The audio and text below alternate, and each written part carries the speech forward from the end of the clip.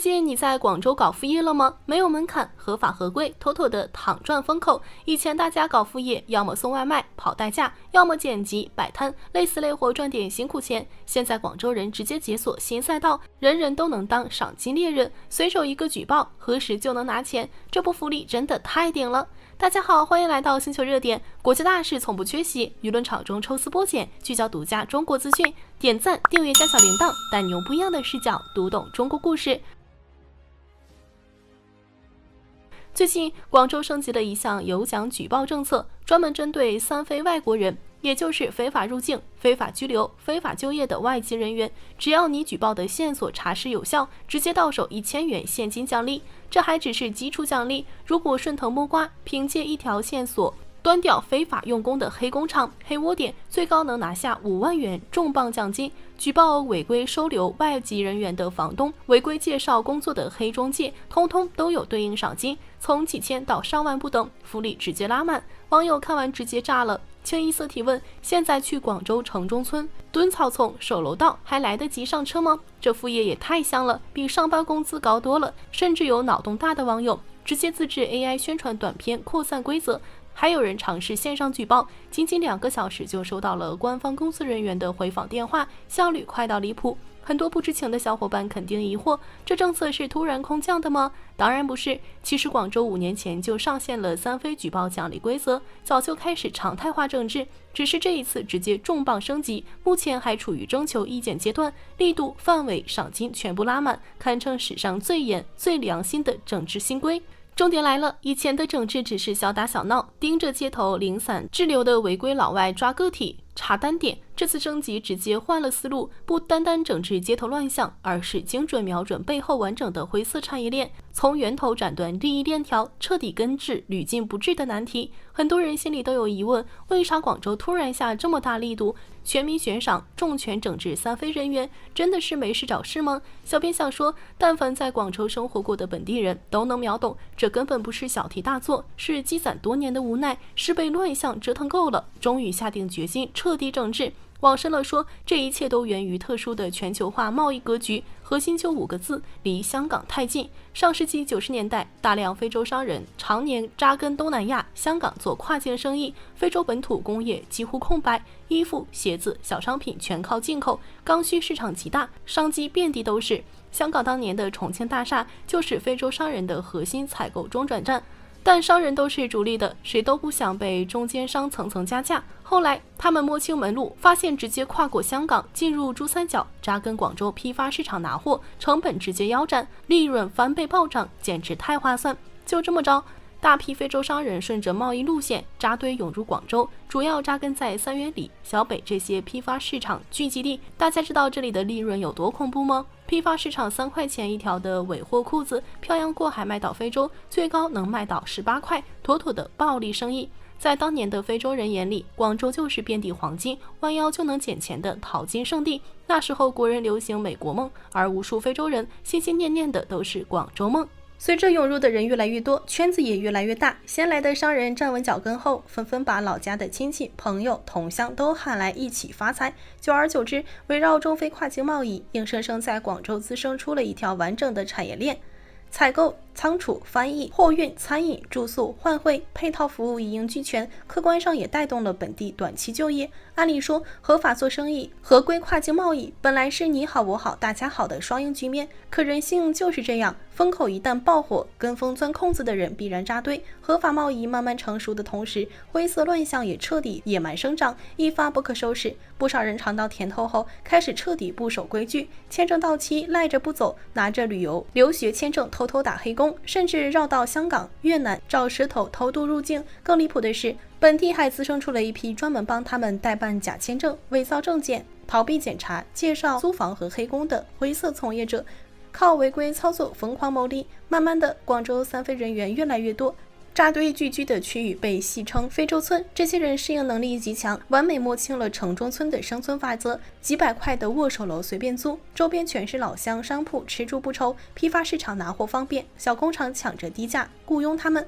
工厂老板为啥爱用？太简单了，国内工人月薪起码5000，三非外籍黑工2800就肯干，还不用交社保，听话好管，哪怕最后被查处遣返，还能蹭免费机票回国，妥妥的稳赚不赔。也正因如此，这条灰色产业链常年屡禁不止。但大家要清楚，所有灰色收益最后买单的都是守规矩的本地人和正规商家，这也是广州不惜重金悬赏、全民共治的核心原因。与其被动整治、反复清零，不如用赏金激励全民监督，用魔法打败魔法，彻底斩断灰色利益链，还本地人一个安稳有序的生活环境。很多网友看完广州的悬赏新规，都在感慨整治力度这么大，会不会太严苛、太不近人情？小编真心想说，如果你看完三非人员多年积攒的离谱乱象，绝对只会觉得整治的太晚、太有必要了。可能很多年轻网友没见过当年广州三元里小北路的魔幻场面。10几年前，这里根本不像国内街区，满满的异域风情，非洲特色餐馆、商铺扎堆，被网友戏称广州小非洲。当年的老广州应该都记得，这里最夸张的时候，城中村一间20平的小小出租屋，硬生生塞进17个外籍人员群居。大家试想一下，20平的小房间，挤10几个人是什么概念？更扰民的是，这群人白天躲在屋里避风头，躺平睡觉，晚上通宵开派对，唱歌蹦迪，大声喧哗，周边居民根本没法正常休息。邻里投诉、报警调解成了社区日常，常年不得安宁，本地人苦不堪言。如果只是扰民，尚且可以容忍，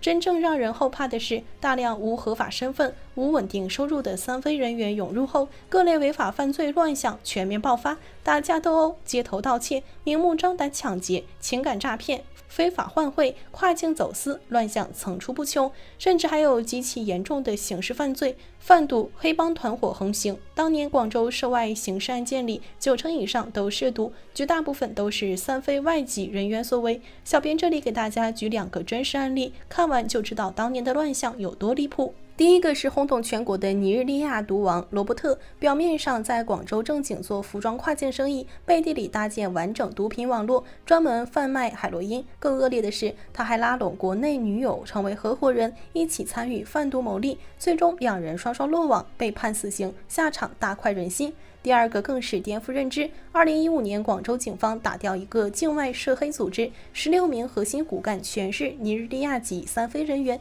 这个黑帮可不是小打小闹，体系极其完善，有规章制度，有专属制服手环，有作案工具，业务覆盖抢劫、贩毒、暴力收债、非法绑票，一言不合就持刀持斧斗殴，嚣张至极，严重威胁市民安全。很多人疑惑，乱象这么严重，为什么不早点彻底整治？其实真不是不想管，是早年太难管，管不动。当一条灰色产业链上，房东、中介、工厂老板、外籍人员全都能获利，所有人都有力牵扯，整治就变成了无解的猫鼠游戏。抓完一批又来一批，关停一个窝点再换一个地方，查处一家黑工厂还有下家接手，只要来华赚钱比老家暴利，只要灰色产业链不崩盘，三非人员就会源源不断涌入。而且早年还有很多执法漏洞，让人极其无奈。不少外籍人员落地第一件事就是撕毁护照，被查到就装傻充愣，说不清国籍，查不到身份，加上当年涉外遣返流程繁琐，成本极高，身份核验、对接领馆、手续办理往往要耗时数月。很多人被拘留后查无实证，只能释放，反复违规，反复被查，无限循环消耗基层精力。当然了，之所以早年选择包容妥协，也是受到了多重现实因素的制约。首先是经济刚需，广州作为中非贸易核心桥头堡，大量外贸产业、批发市场、物流行业都和外籍商户深度绑定，一刀切整治会重创外贸经济。其次是早期法律不完善，治理经验空白，没有成熟体系应对大规模外籍滞留问题，再加上外交形象考量，早年对外开放关键期形势格外审慎，避免被外媒恶意炒作带节奏。真正的治理拐点出现在2009年，当年广州一名外籍人员为躲避核查意外坠亡，这本是单纯意外，却有上百名外籍人员聚众围堵派出所，煽动舆论闹事。从这一刻开始，广州彻底告别无底线包容，开启从严治理模式。后续10几年，广州持续升级治理体系。2013年新版出境入境管理法落地，补齐法律漏洞，组建专项整治专班，3级联动常态化严查，搭建外籍人员动态数据库，实现精准预警管控。2021年上线举报奖励政策，发动全民监督。2026年再度升级赏金，扩大举报范围。最后，小编想说句公道话，这波整治真的和排外无关，合规合法、安分做生意、过日子的外籍人员，我们永远欢迎。但漠视规则、透支包容、聚众扰民、违法犯罪的三非人员，必然要被清退。好了，今天的内容到这里就结束了。如果你喜欢小编的影片，还请大家多多点赞转发，让更多的人一起见证中国进步。关注我的频道，这样既能回顾往期视频，又不会错过之后的精彩内容。那我们下期节目不见不散。